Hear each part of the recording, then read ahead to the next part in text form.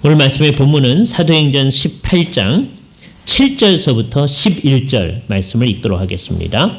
사도행전 제18장 고린도에서 있었던 일입니다. 사도행전 제18장 1절서부터 11절에 있는 하나님의 말씀을 들으십시오. 거기서 옮겨 하나님을 경외하는 디도 유스도라 하는 사람의 집에 들어가니 그 집은 회당 옆이라. 또 회당장 그리스보가 온 지방과 더불어 주를 믿으며 수많은 고린도 사람도 듣고 믿어 세례를 받더라. 밤에 주께서 환상 가운데서 9절입니다. 바울에게 말씀하시되 두려워하지 말며 침묵하지 말고 말하라. 내가 너와 함께 있으며 어떤 사람도 너를 대적하여 해롭게 할 자가 없을 것이니 이는 이 성중에 내 백성이 많음이라 하시더라. 1년 6개월을 머물며 그들 가운데서 하나님의 말씀을 가르치니라. 주께서 이 말씀을 사용하셔서 우리에게 필요한 은혜를 베풀어 주시기를 원합니다. 오늘서부터 우리는 눈에 보이지 않는 교회가 무엇인가 하는 것을 봅니다. 대요리문답 제64문이죠. 요 얘기가 이제 어떻게 시작되어졌는지 우리가 지난번에 하나님의 교회 안에 있다고 해서 그게 이제 눈에 보이는 교회였죠. 안에 있다고 해서 다 구원을 받는가? 세례를 받고 다음에 성찬에 참여하고 하나님의 백성으로서 주일날 예배에 참석하고 이렇게 다 한다고 해서 하나님의 백성이 할 수 있는가? 그때 우린 얘기하기를 그렇지 아니하고 워낙은 그랬으면 좋겠는데 눈에 안 보이는 교회에 속해 있어야만 참 하나님의 백성이다 이렇게 얘기했어요. 그래서 눈에 보이는 교회와 눈에 안 보이는 교회 이것을 구별을 합니다. 그렇죠? 이 구별을 할 때 우리가 이제 잘 생각을 해야 돼요. 이 구별을 하는 목적은 뭐냐? 눈에 보이는 교회가 눈에 안 보이는 교회를 나타내도록 하기 위해서 구별하는 겁니다. 이 둘은 다르다 하는 걸 얘기하기 위해서 구별을 하는 게 아니고 지금 우리가 이렇게 모여 있잖아요. 이게 눈에 보이는 교회입니다. 그런데 이 눈에 보이는 교회의 목표는 뭐냐? 이게 진짜 눈에 안 보이는 교회를 이 세상에 잘 드러내도록 하기 위한 거예요. 그죠? 그러니까 우리가 눈에 안 보이는 교회를 우리 눈에는 안 보이는데 하나님의 눈에는 보이죠. 인간을 중심으로 이렇게 표현을 하는 거예요. 우리의 눈에 안 보이는 이 교회를 이제 이렇게 드러내야 하는 책임이 어느 시대에든지 하나님의 백성들한테는 있다는 거예요. 그죠? 그걸 안 하면 어떻게 되느냐? 하나님의 백성으로서의 자기 사명을 다 안 하는 게 되죠. 그래서 어느 시대에든지 지금 눈에 안 보이는 교회는 뭐냐? 하나님께서 선택하신 사람들의 총수입니다. 아담서부터 예수님이 다시 오실 때까지 사는 이 세상의 모든 사람들 가운데 하나님이 선택하신 사람들, 하나님의 진정한 백성들의 총수. 자, 그들은 그러니까 성격상 눈에 안 보일 수밖에 없어요. 왜냐하면 처음부터 끝까지 예수님 오실 때까지 지금 아직 역사가 안 끝났으니까 언제 그것이 이루어질지 모르는데 그때까지 하나님의 백성들 전체 어떤 사람은 아직 나지도 않았어요. 그런데 그 사람들을 포함해서 하나님은 다 마음속에 가지고 있으니까 하나님의 마음속에 있는 교회, 하나님은 보시는 교회, 그러니까 우리 눈에는 안 보이는 교회죠. 그런 사람들은 이제 어떻게 되느냐? 시대마다 일정한 시기를 우리가 역사 가운데 살죠. 살 때 내가 하나님의 교회, 눈에 안 보이는 교회에 속해 있습니다 라고 하는 걸 어떻게 드러낼 거냐? 눈에 보이는 형태의 교회를 이 세상에 드러내야 되는 거예요. 함께 주께서 불러 모으실 때 복음을 통해서 우리를 믿게 하실 때 그걸 듣고 그 눈에 보이는 교회로 이렇게 드러내는 역할을 하는 거죠. 그래서 그걸 안 하면 주님의 뜻을 실현하지 않는 거예요. 그렇죠? 정말 어두운 시대가 있습니다. 어떤 시대가 어려운 시대냐? 노아 시대 같은 때를 한번 생각해 보세요. 노아 시대. 이때는 정말 이 세상에 있는 모든 그 사람들이 다 아담의 자손들인데 그 사람들이 하나님의 뜻대로 잘 나가지를 않은 거예요. 그래서 결국 우리가 아는 대로 노아의 8식구를 제외하고서는 다 멸망할 정도가 된 거죠. 그러니까 노아의 8식구가 지금 눈에 보이는 교회로 있게 되는 겁니다. 그때 인구가 몇 명이었는지 우리는 알 수가 없어요. 어떤 사람은 10억에서 그 훨씬 더 많이 잡기도 합니다. 지금 한 우리가 70억이라고 세계 전체 인류를 생각하는데 그 정도도 됐겠다 그렇게 생각하시는 분들도 있어요. 몰라요. 성경이 얘기하니까 몰라요. 근데 10억 이상은 된다. 예? 그러면 10억 중에 8명만이 눈에 보이는 교회를 형성하고 있습니다. 이게 참 안타까운 거죠. 그죠? 그러면 그 중에 8명이 이제 살아남아가지고, 방주를 통해 살아남아가지고, 이 세상에서, 살 때, 정말 감사해서 주님의 뜻대로 잘 살아야 되잖아요. 당연히. 그러죠? 새로 시작한 거예요. 우리의 다른 친구들은 전부 다 주님의 뜻대로 안 하다 죽었다. 우리만 살아남았다. 그럼 우리라도 제대로 해야 된다. 그럴 거 아니에요? 세월이 한참 지내면서 가니까 이 사람들이 세월이 어느 정도 흘렀을 거예요. 바벨탑을 쌓기 시작합니다. 근데 바벨탑을 쌓는데 마음이 어떠냐 하면 그 노아 홍수 사건을 기억해요. 그 노아 홍수 사건 때문에 이걸 쌓는 거예요. 세상의 흩어짐을 면하자. 혹시 그처럼 또 비가 많이 오게 되면 이 꼭대기에 올라가서 우리가 방주 그런 거 필요 없이 우리가 올라가서 살면 되니까 그래서 큰 거를 하나 만들어 놓고 이 세상의 흩어짐을 면하자 이렇게 생각하는 거예요. 그러니까 하나님이 주신 약속이고 뭐고 그런 거 잘 생각하지 않는 겁니다. 그러니까 그게 뭐예요? 교회가 또 교회로서의 사명을 다 잊어버린 거예요. 그죠? 안타까운 거죠. 그러니까 노아 시대라고 하는 시대도 정말 어두운 시대였고 노아의 후손들도 그런 거예요. 세월이 좀 지나면요. 한참 지나서 아브라함 때가 되는데 아브라함 때는 어떤 거냐? 하나님이 판단하셨을 때 아무도 하나님 백성인 사람이 없는 거예요. 그래서 하나님이 아브라함을 불러내서 그 사람한테 약속을 줍니다. 너한테 아들이 있게 할 거다. 그 아들을 통해서 많은 민족을 형성하게 될 거다. 그 사람들이 이제 하나님의 참 백성을 형성해 나가는 거죠. 그게 그 시대의 교회가 되어지는 거거든요. 그 사람들도 또 충성하지를 않아요. 하나님 앞에. 이게 참 어두운 거예요. 그죠? 외적인 형태는 유지하기는 그래도 쉽습니다. 나중에 이제 다윗 왕쯤 되고 솔로몬 때쯤 되면 이제 성전도 짓고 막 그래요. 그 외적인 형태를 유지하는 거는 비교적 쉬워요. 그것도 쉽지는 않습니다. 왜냐하면 어느 시대에 되면 그 나라 전체가 유월절도 안 지키고요. 제사도 안 지키고 성전도 그냥 내팽개져 놓고 그러는 때가 많이 있었거든요. 그러니까 외적인 형태를 지켜나간다고 하는 것도 굉장히 어려워요. 그러나 외적인 형태로 제대로 있다고 해도 그게 참 하나님의 교회가 아닌 거예요. 그래서 이게 분명히 뭐가 드러나냐면 눈에 보이는 교회, 외적인 형태를 유지하고 있는 그 모습입니다. 우리가 오늘 이렇게 같이 모이잖아요. 하나님의 백성이라고 있잖아요. 이게 뭐냐? 이게 눈에 보이는 교회예요.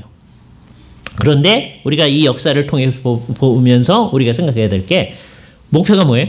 우리가 진짜 눈에 안 보이는 교회를 이 세상 가운데 잘 드러내야 되겠다는 거예요. 눈에 안 보이는 교회의 그 특성들, 이걸 앞으로 이제 잘 공부해 나가는데 그것들이 우리 안에서 나타내도록 하는 게 우리의 사명이다라는 생각을 그걸 제대로 하면 우리는 사명을 이루게 되고 그렇지 않으면 안 하는 게 되는 거죠. 이렇게 그 교회가 정말 주님의 뜻을 저버리고 나갈 때 새롭게 시작하는 것의 아주 대표적인 예의 또 하나가 언제인 거야? 구약이라고 하는 시대가 이제 끝나고 신약이라는 시대가 시작되어져. 신약 시대는 예수님의 그때서부터 시작해가지고 지금까지가 다 신약 시대입니다. 우리도 신약계의 백성들이에요. 자, 신약이라는 시대가 시작될 때 그 전까지는 예수님의 십자가 사건 전이니까 뭐 중심이었느냐 하면 성전 예배 중심이었습니다. 그죠? 성전에서 이제 매일 제사가 아침 저녁 이렇게 드려집니다. 제사장들이 계속 하는 거예요. 예. 그리고 백성들이 많이 참여하는 것은 1년에 3차례 큰 제사에 같이 참여를 해야 돼요. 그죠? 그때는 지방에 있는 사람들 올라와야 되고 그렇게 큰 일들입니다. 외적으로 뭔가가 이제 지속되어지는 거죠. 그때도 참 하나님의 백성들은 그 일에 마음을 두고 열심히 하지만 어떤 사람은 6월절인데도 안 가고 그런 사람들이 많았을 겁니다. 그죠? 하나님을 뭐 상관없이 그냥 살기도 하고. 그러니까 여기서도 분명히 참 하나님의 백성과 그렇지 않은 백성들, 외적으로는 그냥 있는데 그렇지 않은 사람들이 이제 구별이 되어지는 거죠. 자, 그런데 이제 예수님이 십자가에서 죽으시고 부활하시고 하신 사건 다음에 이제 어떤 일이 일어나느냐? 이 사건의 빛에서 우리를 살펴볼 때 이제 성전 예배에 참여하면 안 된다는 생각을 하게 되는 거죠. 그죠? 그렇게 하고 이제 새롭게 주님을 경배하기 시작하는 일이 나타나요. 예수를 믿는 사람들이에요. 그렇게 이제 믿게 되는 사람들이 이제 곳곳에서 나타나기 시작합니다. 예수님을 알려줘야 사람들이 예수님을 알고 복음을 깨닫고 그렇게 돌아올 수 있잖아요. 그런 일 중에 하나의 예로 지금 고린도라고 하는 지역에서 일어난 사건이 하나 있는 거예요. 고린도에는 옛날서부터 유대인의 회당이 있습니다. 회당. 유대인의 회당은 우리 예배당 같은 걸 한번 생각을 해보시면 좋아요. 근데 다른 점이 뭐냐? 유대인들을 중심으로 모이는 겁니다. 그죠? 지금도 이제 뭐 곳곳에 유대인의 회당이 있어. 우리나라에는 없지만 유대인 회당이 있어서 그분들은 자기네 안식일 날 같이 모입니다. 그래서 우리들이 주일날 모여서 예배하듯이 유대인들은 안식일 날, 즉 토요일 날 모여가지고서는 같이 예배를 합니다. 같이 예배를 하는데 예배하는 시간이 다른 거죠. 유대인들은 자기네가 드리는 예배 그 자체는 그 자체로 설 수는 없다고 생각해요. 뭐에 근거해서 이게 있을 수 있느냐? 성전에서 드리는 예배에 근거해서 설 수 있는데 지금은 성전이 없거든요. 그래서 자기들은 불구의 예배를 드린다 이렇게 생각하는 거예요. 그러나 이 상황, 성전이 없는 이 상황에서 예배를 안 할 수는 없고 해야 되니까 자기네 회당이 성전이다 그런 생각은 절대로 안 합니다. 언젠가 주께서 우리로 하여금 이 제사를 드리게 할 날이 있을 거다 하는 것을 바라보면서 그것을 생각하면서 지금 성전이 없는 이 상황 가운데서는 우리는 하나님의 율법 말씀을 잘 배우고 그걸 지켜나가야 되겠다. 그러면서 이제 모이는 거예요. 그러니까 이 사람들이 여호와 한 분만을 섬겨나가요. 우리는 삼위일체 하나님께 예배를 하죠. 이 사람들이 여호와 한 분에게만 집중합니다. 우리식으로 말하면 성부에게만 예배를 하는 거예요. 달라요. 그죠? 예배하는 시간도 다르고 예배의 대상도 다릅니다. 그죠? 하나님에 대한 이해가 상당히 다른 거예요. 자, 그런데 바울은 워낙 유대인이었고 회당 예배를 하는데 한동안 거의 그의 생애가 마칠 때까지 유대인의 회당을 굉장히 중요한 전도의 근거지로 삼습니다. 이 바울은 워낙 랍비로 교육을 받은 사람입니다. 랍비는 유대인들의 목사님 이렇게 생각하는 게 제일 쉽죠. 제사장은 아니고 제사장은 이제 없어져 버렸어요. 지금 이스라엘 백성들은 자기네가 무슨 지파인지를 다 모릅니다. 이게 다 흩어져서 무슨 지파인지를 몰라요. 그죠? 그러니까 제사장이 자기가 제사장인지 모릅니다. 가끔 가다가 성이 코헨이라는 성을 가진 사람들이 있어요. 코헨이 제사장이란 말이거든요. 그럼 코헨이라는 성을 가진 사람은 진짜 제사장이었을까? 그 단언을 하지 못해요. 아마 그랬을 가능성이 그 조상들이 아마 제사장이었을 거예요. 그죠? 그래서 정말 웃기는 학교가 있는데요. 코헨 신학교라는 데가 있어요. 미국에 가면. 예, 이제 어떤 코헨이라고 이름하는 유대인이 예수를 믿고 다음에 굉장히 열심히 하게 된 거예요. 그래서 자기가 학교를 시작했어요. 그래서 그 학교가 코헨 신학교입니다. 가짜 박사 학위를 남발했던 유명한 학교 중에 하나예요. 그죠? 그러니까 몇몇 학교들이 가짜 박사 학위를 막 하고 그랬었는데 그런 학교 중에 하나인데요. 예. 그러니까 그 사람들이 제사장이 아니라 그걸 알 수가 없어요. 근데 하여튼 자기가 이제 우리 같으면 무슨 성이 뭡니까? 무슨 파입니까? 하듯이 유대인들은 그걸 옛날에는 물었을 텐데. 그죠? 나는 베냐민 지파고 뭐고 이런 게 있어서 이제는 몰라요. 유대인들이. 예? 알 길이 없습니다. 그리고 제사장도 아니고, 그러나 오늘 목사님들이 누구든지 이제 제대로 하나님의 부르심을 받은 사람 목사님이 될 수 있듯이 누구든지 이제 랍비로서 교육을 받으면 랍비가 될 수 있으니까, 바울은 워낙 랍비로서 교육을 받은 사람이에요. 가말리엘 문화에서 정말 아주 큰 랍비, 큰 선생의 가말리엘이라는 사람이, 그 사람이 힐렐이라고 하는 큰 랍비가 있었는데, 힐렐의 조카가 가말리엘이라고 그래요. 그러니까 힐렐파에 굉장히 중요한 교육을 받은 사람입니다. 그죠? 그러니까 굉장히 엄격한 파에서 랍비. 그러니까 늘 랍비들의 복색 같은 게 있으니까 어디 가든지 회당에 가면 랍비가 오셨구나. 이게 누구든지 아는 거예요. 그렇죠? 그러니까 말씀을 전하시오. 뭐 그런 거예요. 고린도라는 지역에 갔을 때도 유대인들이 이제 모여가지고서는 그렇게 모이는 회당이 있었는데 거기 가니까 말씀을 전하시오. 그럼 거기 안에는 두 종류의 사람들이 모입니다. 한 종류의 사람은 유대인들이고요.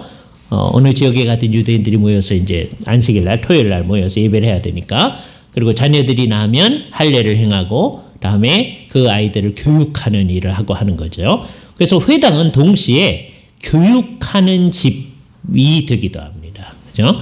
그로부터 이제 유대인 학교가 발전하기도 하고 그렇게 되어 있는 거죠. 오늘날 기독교육이 잘 이루어지면 예배당이 세워지고, 워낙 이제 미국에서 이제 청교들이 갔을 때 맨 처음에 예배당 세우고, 그다음에 예배당에서 애들 교육도 하고요. 그래서 목사님이 그래도 공부를 많이 한 사람이니까 애들 가르치다가 능력이 많아지면 선생님을 있게 해서 또 다른 건물 하나 만들어서 학교도 만들고 하듯이 유대인들도 회당이 있고 유대인 학교가 있고 이렇게 이제 발전해 나가죠. 그죠? 그렇게, 그러니까 바울도 이제 고린도라고 하는 지역에 유대인 회당에 가서 이제 말씀을 전하고 하는데, 어느 정도 있었어요. 18장 1절이 고린도에 이른 그 한 사건입니다. 바울이 거기서 와서 4절, 안식일마다 바울이 회당에서 강론하고 유대인과 헬라인들에게 권면했더라. 그래서 회당 안에는 유대인과 유일신을 섬기는 이 사람들, 그리고 도덕적으로 아주 건실한 이 사람들을 마음으로 동경해서, 나는 유대인은 아니지만 여기에 같이 참여할 수 있게 해주십시오, 이러는 사람들이 있는 거죠. 그런 사람들을 하나님을 경외하는 자라고 표현을 합니다. 7절에서도 마찬가지예요. 하나님을 경외하는 디도 유스도라는 자, 그런 말이 있잖아요. 그러니까 이 사람은 유대인이 아니고 헬라 사람 가운데 유일신을 내가 섬기기로 했습니다. 당신들의 그 도덕적인 그것을 내가 받아들여서 살겠습니다, 이러는 사람입니다. 그죠? 그러니까 그 두 종류의 사람들이 이제 회당에 모이는데, 바울이 가서 안식일마다 말씀을 전했다고 그랬어요. 그죠? 그런데 5절, 실라와 디모데가 마게도냐로부터 내려오매, 그랬더니 이거 정말 놀라운 일인데요. 일종의 바울이 힘을 더 얻었던 것 같아요. 바울이 하나님의 말씀에 붙잡혀서 유대인들에게 예수는 그리스도라고 밝히 증언했다는 거예요. 그 전에는 이거 안 했다는 게 아니에요. 그 전에도 했을 텐데 이때에서부터 굉장히 강력하게 얘기하는 거예요. 그래서 최초의 선포는 뭐냐? 예수는 그리스도다, 예수는 메시아다 하는 거예요. 그죠? 우리가 믿는 바의 내용이죠. 예수 그리스도. 그죠? 그 예수 그리스도란 말이 뭐가 줄어든 거예요? 예수는 그리스도이시다. 우리가 바라왔던 모든 것이 다 성취된 거다. 여러분, 이게 얼마나 놀라운 건지 압니까? 예수가 그리스도다, 예수가 메시아다라는 말은요, 메시아는 유대인들이 막 바라던 거예요. 그분이 오면 모든 게 다 이루어진다는 거예요. 그러니까 유대인들은 그 메시아가 오는 것을 정말 기다려왔거든요. 우리 식으로 생각하면 이게 이제 그게 우리 또 잘 안 되는 사람들이 많은데, 일제시대 때 해방이 됐다는 얘기를 들었으면 얼마나 기쁠까요? 그렇잖아요? 물론 그거 싫어하는 사람이 있겠죠? 친일파였던 사람들. 우리 어떡하나 이랬을까요? 그러나 그 사람들 제외해놓고서는 해방됐다는 얘기를 듣고 다 좋아했을 거잖아요. 얼마나 기뻤을까요? 예수님 메시아다, 메시아가 오셨다, 그거는요 해방됐다는 얘기보다 더 기쁜 거거든요. 우리 식으로 얘기하면 통일이 되면 얼마나 좋을까요? 근데 예수님이 메시아다. 그 얘기는 통일이 됐다는 것보다 더 좋은 얘기입니다. 요 얘기 앞에서 우리 스스로 생각해봐야 돼요. 어느 게 더 기쁘세요? 아직 통일 안 됐으니까 통일이 된다는 소식 듣는 거하고 예수님이 메시아다. 우리가 얼마나 엉터리인지 이렇게 합니다. 예수님 메시아예요. 내가 믿어요. 그러니까 그건 기쁘지 않아.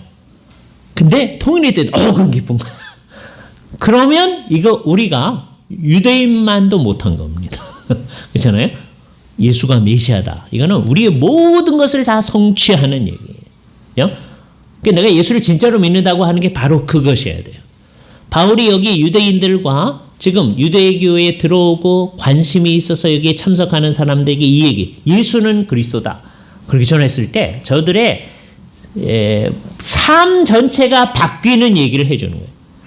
근데 이게 전체를 바꿔야 되니까요. 사람들이 쉽게 그렇다 그러고 오질 않아요.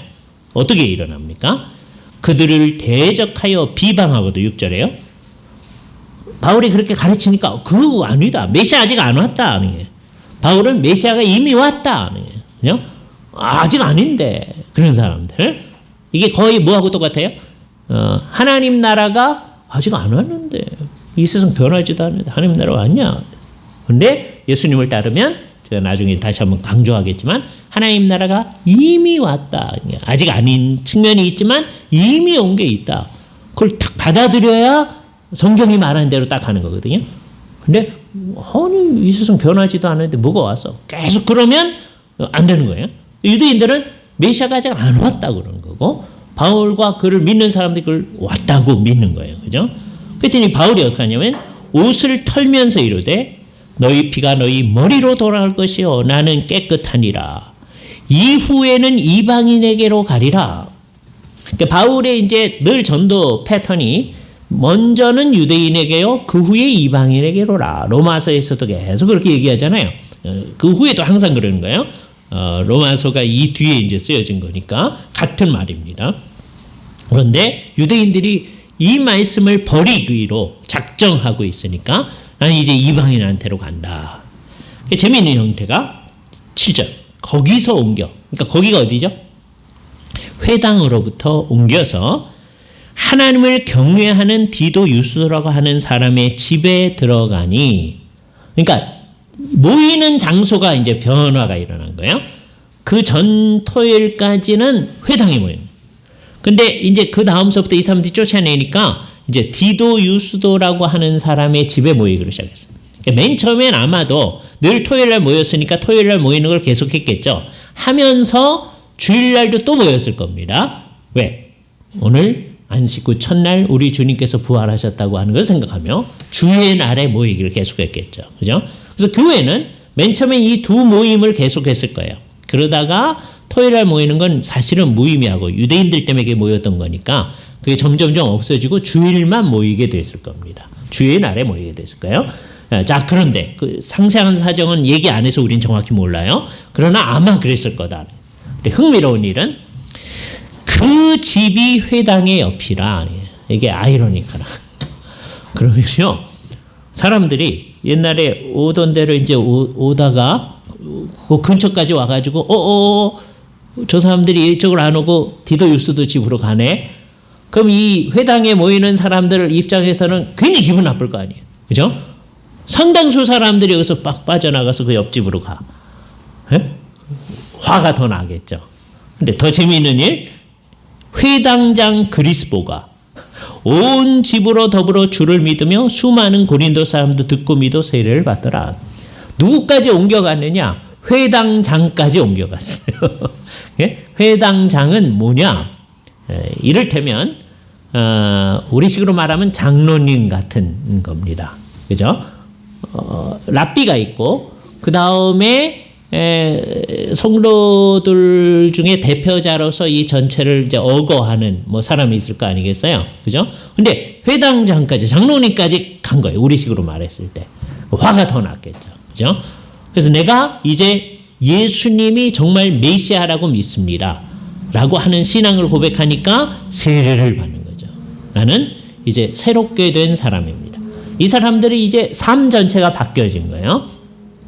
그러니까 이제 세월이 지나면 예배 시간도 바뀌어지고요. 주일날로 이제 바뀌어지고요. 다음에 믿는 내용도 좀 달라진 거예요. 하나님 한 분이시다. 그렇게 이제 믿었었는데 이제는 성부, 성자, 성령 한 분이신데 성부, 성자, 성령으로 계신다. 그걸 믿는 거예요. 아주 놀랍게 이제 바뀌는 거죠. 유대인으로 계속 있으면서 구약을 잘 공부하면 거기까지 갈 수가 있는데 잘 안 하니까 열심히 하긴 하는데 진리의 지식에 이르지 못하니까요. 그런 생각 전혀 안 합니다. 이 경배를 하나님께 성부에게만 하는데 이제 신약 공동체에 모이면서 성부, 성자, 성령 하나님께 찬양하고 경배하고 하는 일을 계속하는 거죠. 그죠? 자, 그때 놀라운 일이 하나 일어났습니다. 밤에 주께서 환상 가운데 바울에게 말씀하시되, 그러니까 이건 꿈이 아닙니다. 환상이라고 그랬어요. 비전을 보여주신 거예요. 구약에 하나님께서 가끔 가다가 비전을 보여주시잖아요. 뭔가 뭘 보여주시는 거예요. 그죠? 이게 왜 가능했죠? 이 시대에는 아직 계시가 주어지는 시기이기 때문입니다. 그죠? 그러니까 이걸 보더니 하나님 우리한테도 뭐 하나 보여주면 안 됩니까? 그러시면 안 되는 거예요. 시기. 계시가 끝난 시기에 우리가 있다. 우리한테 이제 한 번 더 계시가 있을 텐데 그게 뭐냐? 우리 주 예수 그리스도의 재림이에요. 모든 사람들에게 나타나는 객관적인 사실로서의 재림. 우린 그걸 기다리고 있습니다. 그때 다시 하나님의 계시가 나타나요. 그러니까 주님과 함께 경험하는 모든 게 다 계시가 되어지죠. 그때까지는 이제 하나님께서 보여주는 거 없어요. 그럼 우리는 계시가 없는 게 아니고 이미 주께서 주신 말씀이 우리에게 계시죠. 그러니까 이 말씀에 근거해서 우리가 사는 겁니다. 그래서 우리가 모여 있을 때 늘 이미 주신 이 말씀을 계속 공부해 나가는 이 일을 하는 것이죠. 그죠? 근데 그때 주께서 환상 가운데서 나타나서 말씀을 하시는데 뭐라고 하느냐 하면 두려워하지 말고 침묵하지 말며 말해라. 이 상황이 두려워할 만한 상황이라고 우리가 짐작할 수가 있죠. 잖아요. 바로 옆집으로 가서 이렇게 모이는데 자칫 잘못하면 저 사람들이 테러를 행할 위험성도 있잖아요. 그러니까 두려워하지 말아라. 그죠? 왜? 하나님께서 내가 너와 함께 하리라. 그 얘기를 그 다음에 하잖아요. 하나님의 지키심이 있다는 게 두려워하지 말아라. 그리고 잠잠하지 말고 말해라. 뭘 말하라는 거예요? 예수는 그리스도다. 그죠? 이게 바울에게만 하라는 얘기가 아니라 우리도 마찬가지입니다. 바울은 실질적 위험 때문에 이 말 하기가 어려웠어요. 이 말 자꾸 하면 유대인들이 테러할 겁니다. 그 사람들 그럴 수 있는 거니까. 오늘날은 이 말 자꾸 하면 사람들이 싫어해요.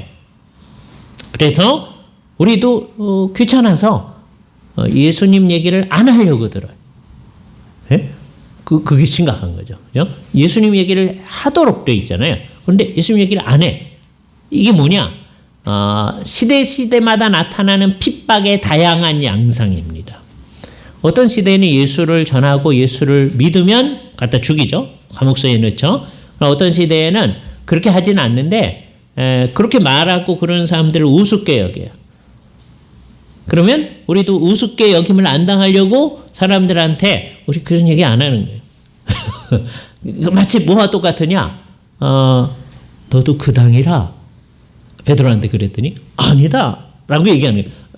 아닌데 속으로는 그런데 난 아니라 그럴 때 베드로가 속으로도 나 예수님 안 믿는데 그러진 않았을 거 아니에요.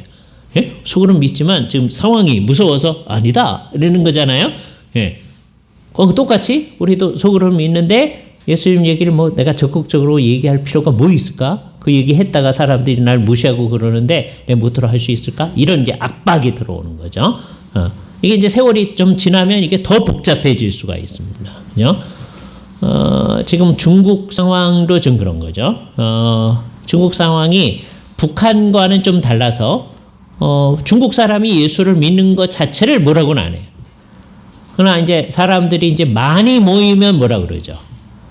그래서 100명 이상 모이면 요즘 분위기가 그렇게 합니다. 100명 이상 모이면 안 되도록 하는 거예요. 100명보다 적게 모이면 괜찮아요. 그죠? 사람들이 예배당 크게 짓고 그러면 이제 그 요즘은 자꾸 부시기도 합니다. 얼마 전에는 큰 예배당 폭파시켰어요. 예? 사람들 다 나가라. 우리가 가서 이제 철거하겠다. 그래 놓고서는 큰 예배당이기 때문에. 예. 그러나 예수 믿는 사람들이 그럼 우리가 한 100명씩 이렇게 모이겠습니다 하는 거를 중국 정부가 막진 않아요. 예. 그러니까 북한보다 나은 거죠. 완전한 자유가 있는 건 아니지만, 예. 그러니까 거기는 이제 뭐냐, 중국 정부를 비판하지 않는 한도 내에서는 자유가 있다는 게, 예? 중국 정부를 위하는 방식으로는 괜찮다는 게, 예? 그러니까 이제 종속시키려고 하는 겁니다. 그런 이제 목표가 있는 거죠.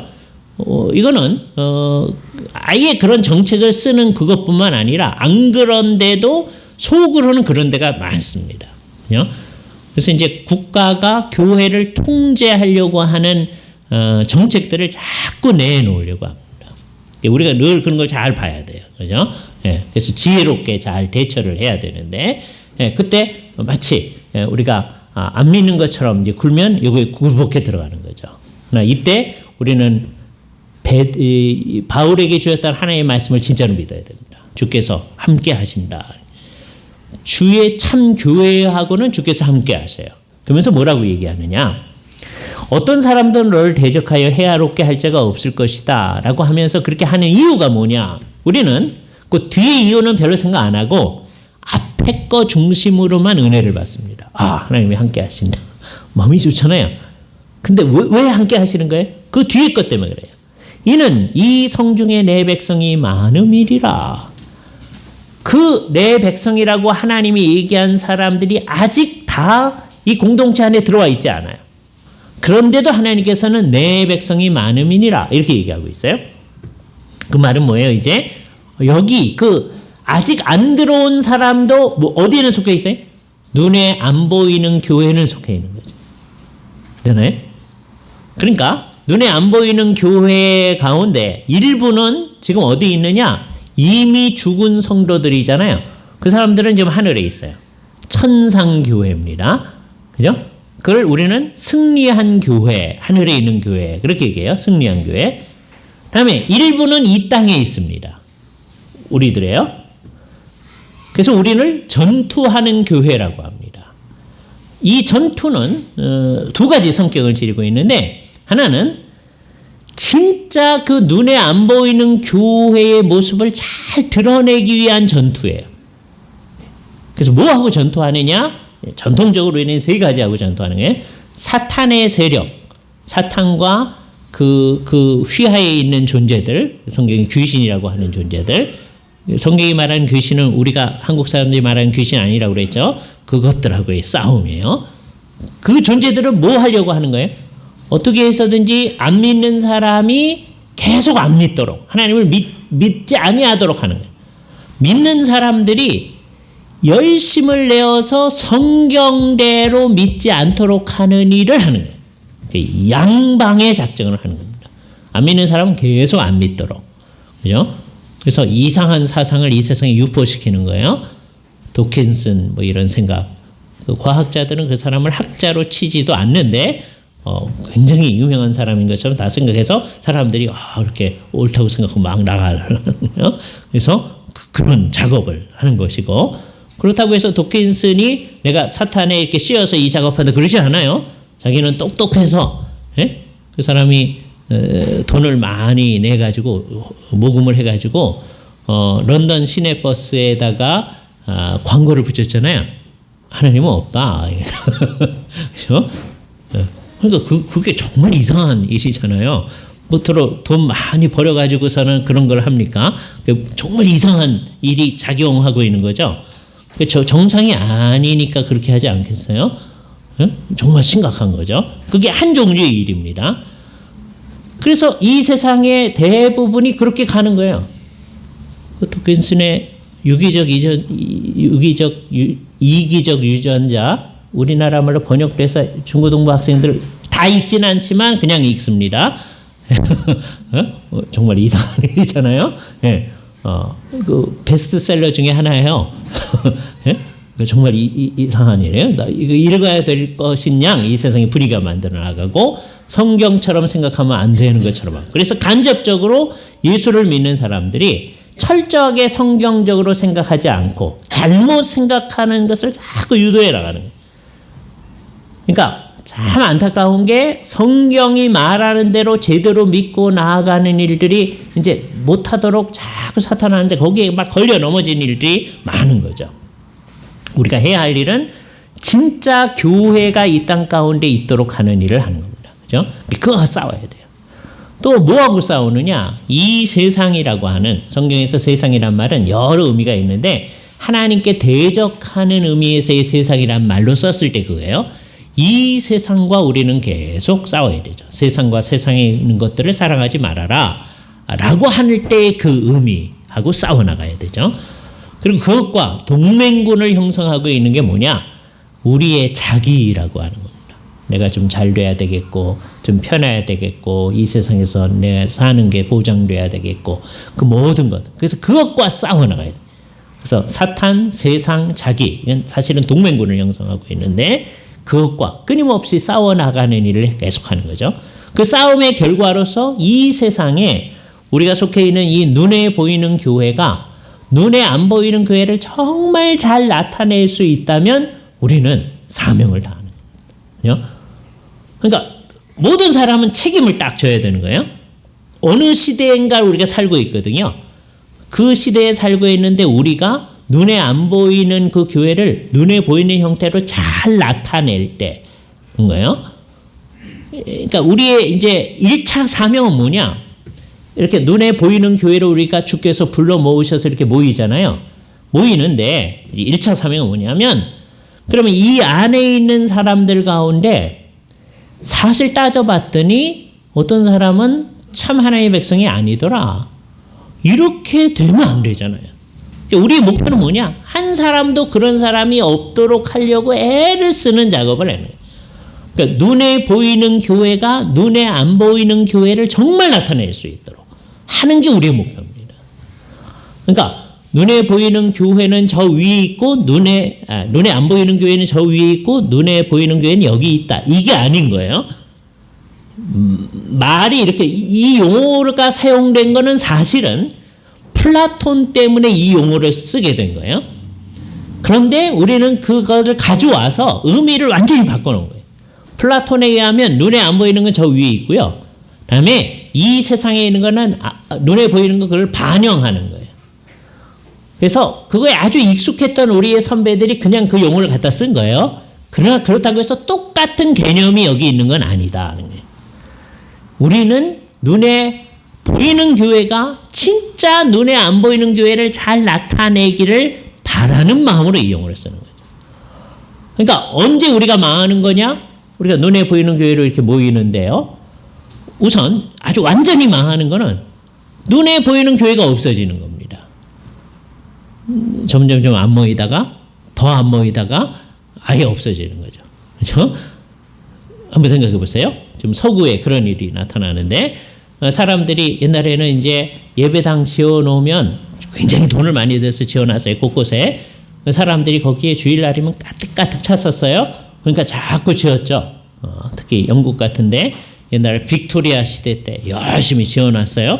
돈 많이 들여가지고.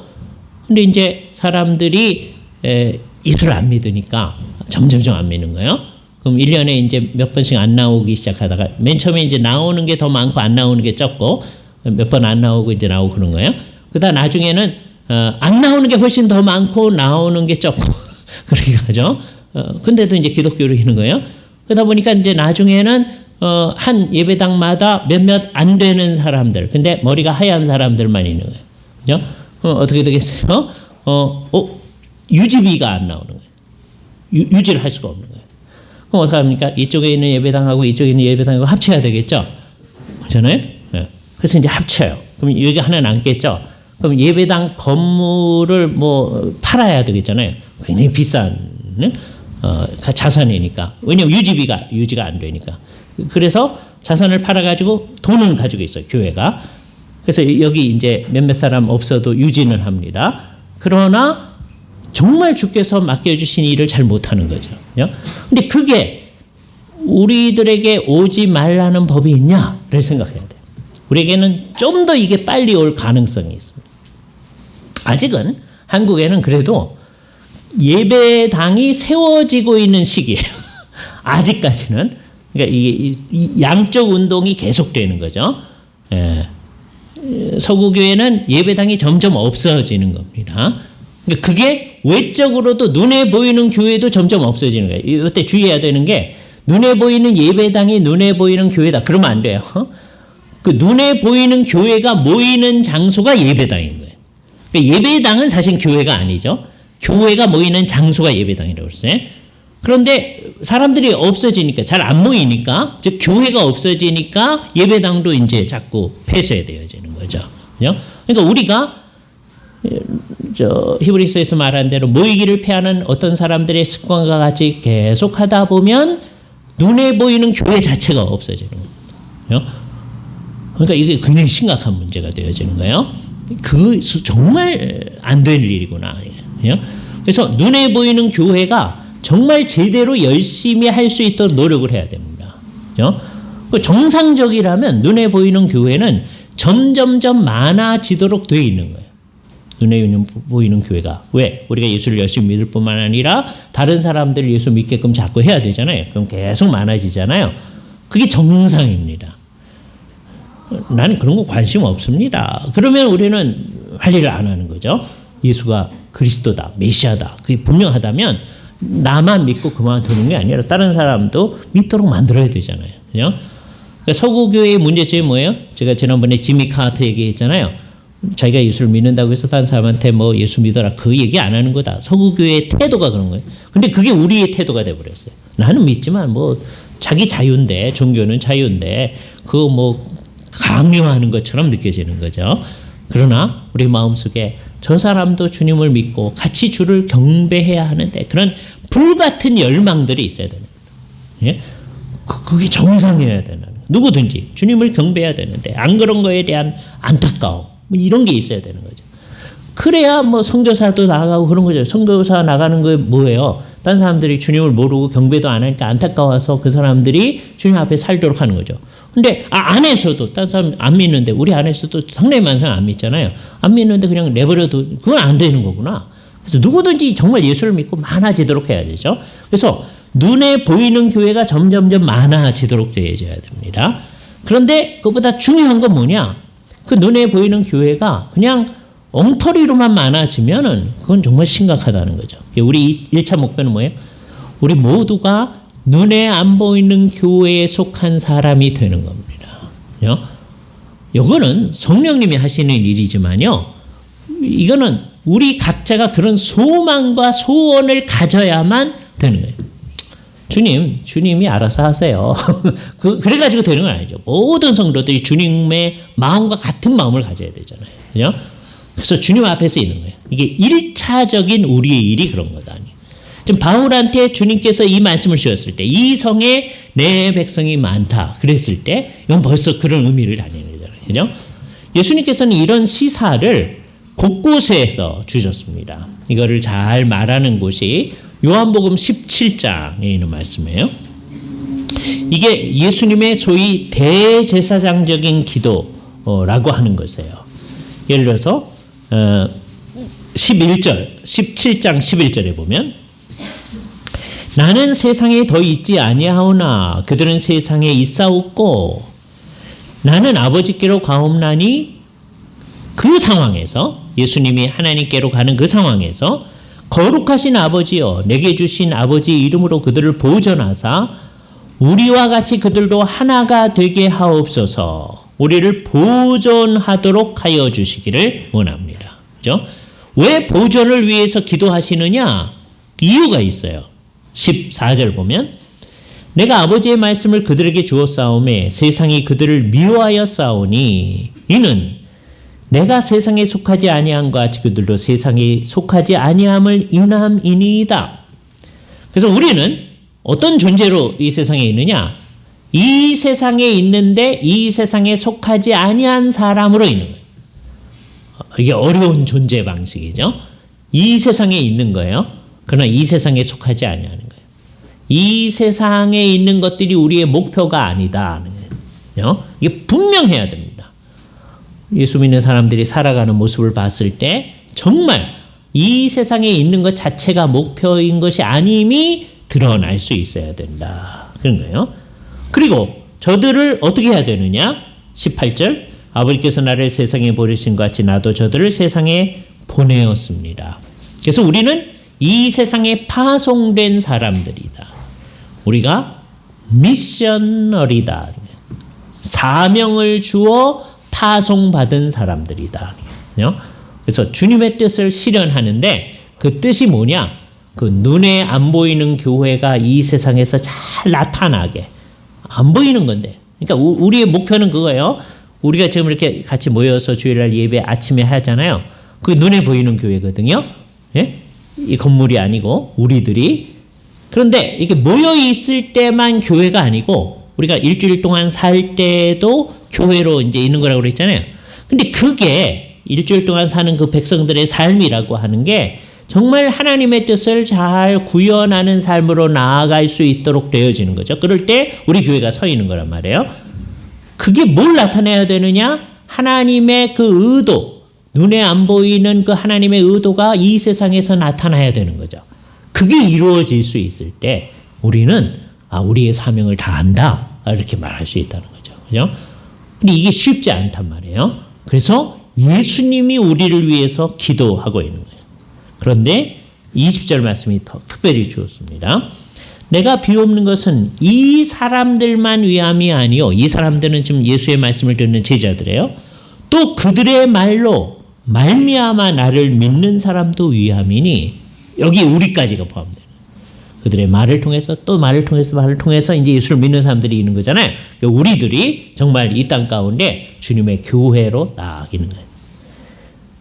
그래서 이제 이게 1차적인 우리의 목표입니다. 우리는 눈에 안 보이는 교회의 회원들이다. 그 사람은 반드시 눈에 보이는 교회의 회원으로 나타나야죠. 물론 이게 못할 때가 있습니다. 이게 못할 때 북한에 있는 사람을 생각해요. 북한에도 지금 눈에 보이지 아니하는 교회가 있어요. 예? 주님을 진짜로 믿는 사람들이 있는 거예요. 그런데 그 사람들이 우리처럼 모여서 주일날 예배하기는 쉽지 않습니다. 예배하는 데가 있어요. 칠곡교회 뭐 이런 데가 있는데 그건 가짜로 그냥 쇼 윈도우고 그러다가 이제 예수를 믿는 사람들이 좀 굉장히 어렵고 진짜 하나님의 교회, 눈에 안 보이는 교회에 있는데 눈에 보이는 교회를 형성하지 못하는 삶이 있을 수가 있어요. 그죠? 그러나 그거는 비정상이다 하는 거예요. 아주 기가 막힌 핍박의 상황. 왜? 그렇게 내가 이제 예수를 믿으라고 하고 딴 사람 예수를 믿으라고 같이 했다가는 요독 수용소 같은 데로 잡혀갑니다. 진짜로. 예? 가서 모진 고문을 하고 노동하고 할 거예요. 그러지 못할 쉽지 않잖아요. 그러니까 속으로는 믿지만 얘기를 못하는 상황이 있겠죠. 그러니까 아주 안타까울 때는 그럴 수밖에 없어요. 일제가 아주 핍박을 아주 강하게 할 때 너희 신사참배 안 하면 너희 예배당 폐쇄하겠다. 그럼 어떻게 할 수밖에 없어요, 우리? 예배당 폐쇄하고 우리 각자가 그냥 집에서 예배하는 수밖에 없습니다. 그죠?